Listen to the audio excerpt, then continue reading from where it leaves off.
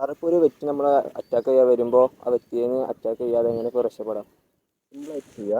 നേരെ അടിക്കാൻ വന്നു, ഇത്ര പണിയുള്ളൂ. നമ്മൾ കൂടുതലായിട്ട് നമ്മൾ അതിന് ഒരു എഫക്റ്റ് കൊടുക്കേണ്ട ആവശ്യമില്ല. നമ്മൾ ഒരാളിപ്പോൾ അറ്റാക്ക് ചെയ്യാത്ത രീതിക്കാണെങ്കിൽ സിമ്പിളായിട്ട് ഇങ്ങനെ ചെയ്യുക. ഒറ്റ സ്റ്റെപ്പ് കയറി കൊടുക്കുക.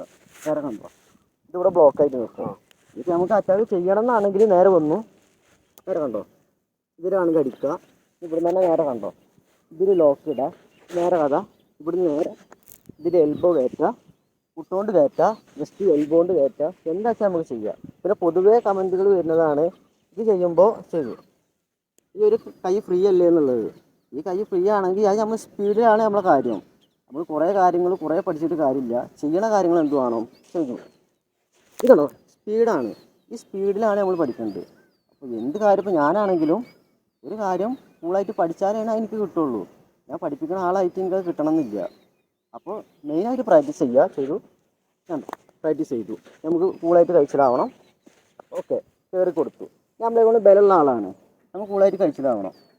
നേരെ വന്നു ഇത് വേണമെങ്കിൽ നമുക്ക് അടിക്കാൻ പറ്റാത്ത ആളാണെങ്കിൽ നമുക്ക് ഓടി കഴിച്ചിലാവുക, അല്ലെങ്കിൽ നമുക്ക് കുന്തിയിട്ട് കഴിച്ചിലാവുക. ഓക്കെ, ഇത്ര സിമ്പിളായിട്ട് യൂസ് ചെയ്യും.